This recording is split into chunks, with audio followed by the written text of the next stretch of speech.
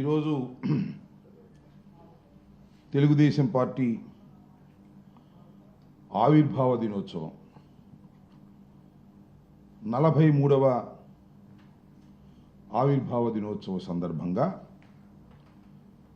నిజమైన తెలుగుదేశం కార్యకర్తలకి, నిజమైన తెలుగుదేశం అభిమానులకి ఈ సందర్భంగా నా హృదయపూర్వకమైన ఆవిర్భావ దినోత్సవ శుభాకాంక్షలు. ఈ 43 సంవత్సరాలు నిండి 44వ సంవత్సరంలోకి ప్రవేశిస్తున్నటువంటి సందర్భంలో రాష్ట్ర ముఖ్యమంత్రి నారా చంద్రబాబు నాయుడు గారు, ఆయన కుమారుడైన లోకేష్ గారు ఇవాళ చాలా సుదీర్ఘమైనటువంటి ఉపన్యాసాలు ఇచ్చేటటువంటి ప్రయత్నం చేశారు. దానితో పాటు ఈ 43 సంవత్సరాల క్రితం తెలుగుదేశం పార్టీ ఆవిర్భావాన్ని గురించి చాలా గొప్పగా చెప్పేటటువంటి ప్రయత్నం చేశారు. తెలుగుదేశం పార్టీ అధికారం కోసం పుట్టినటువంటి రాజకీయ పార్టీ కాదని, అది ఆవేశంలో పుట్టినటువంటి పార్టీ అని, ప్రజలకు సేవ చేయాలనే ఉద్దేశంతో పుట్టినటువంటి పార్టీ అని, తెలుగు ప్రజలని ప్రపంచవ్యాపితంగా గుర్తింపు తీసుకురావడం కోసం పుట్టినటువంటి పార్టీ అని. దానితో పాటు చంద్రబాబు నాయుడు గారు ఇందాక చెప్తుంటే విన్నా, తెలుగుదేశం పార్టీ జెండాలో ఉన్నటువంటి ఆ చక్రం గురించి, ఆ గుడిసె గురించి, ఆ నాగలి గురించి, అవి దేన్ని సూచిస్తున్నాయో చెప్పేటటువంటి ఉపన్యాసం కూడా విన్నా. నిజంగా చాలామంది తెలియదు, కానీ చరిత్ర మామూలు చరిత్ర కాదు.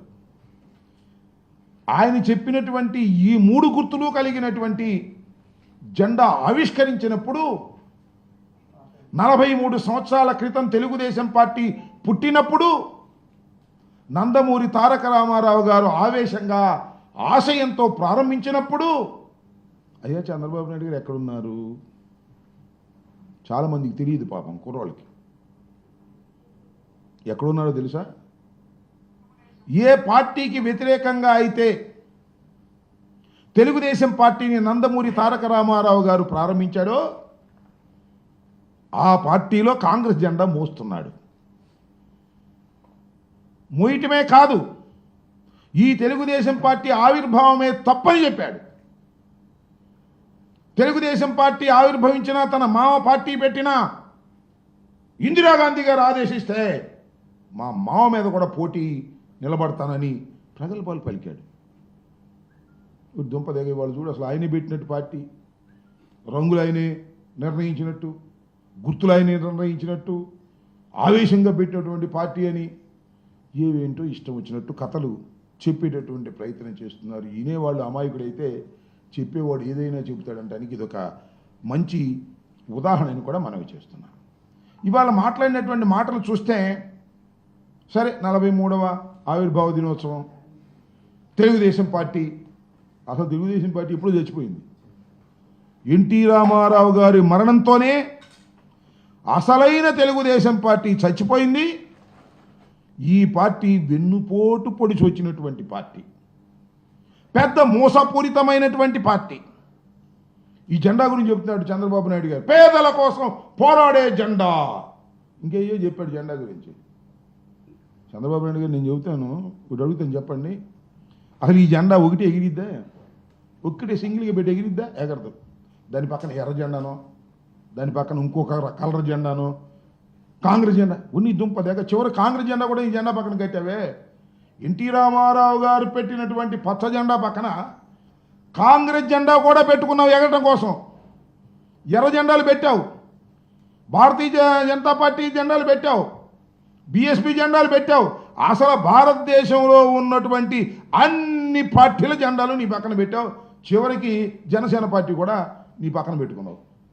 ఇది ఎగిరిద్ది అంటావు. ఏం ఎగిరిద్ది? ఆ జెండాలది ఎగటం కాదు, పడుకోవటం. ఇక సింగిల్గా వెళ్ళే ధైర్యం లేనటువంటి ఒక రాజకీయ పార్టీ చంద్రబాబు నాయుడు గారి చేతిలో ఉన్నటువంటి రాజకీయ పార్టీ. దాని గురించి వాళ్ళ గొప్పలు చెప్పేటటువంటి ప్రయత్నం ఇవాళ చేస్తున్నారు.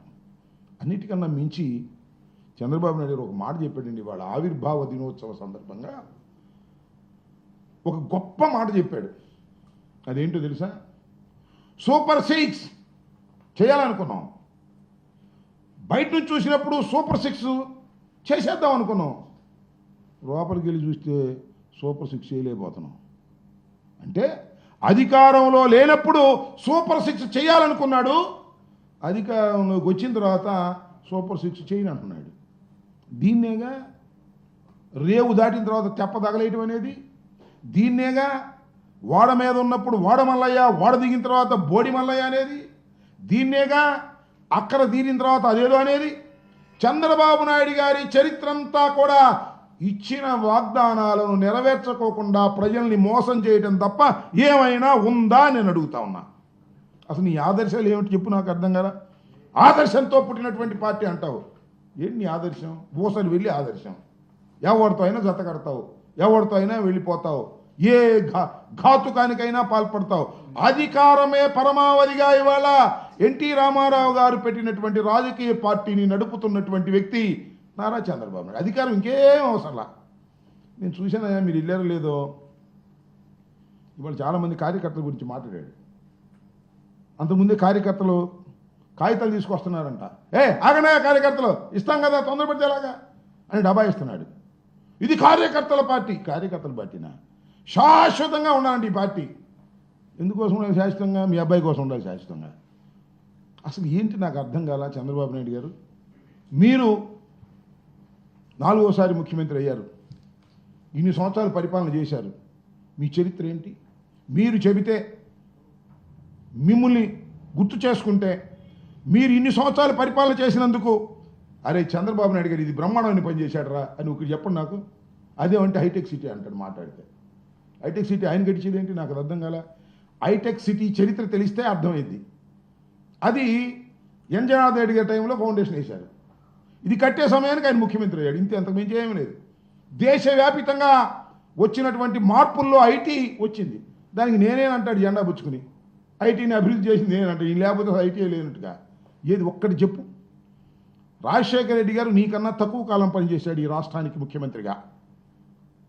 5 సంవత్సరాలు 3 మాసాలు. ఈ లోపల హఠాత్తుగా చనిపోయాడు. ఆయన చెబితే అనేకమైనటువంటి కార్యక్రమాలు గుర్తొస్తాయి.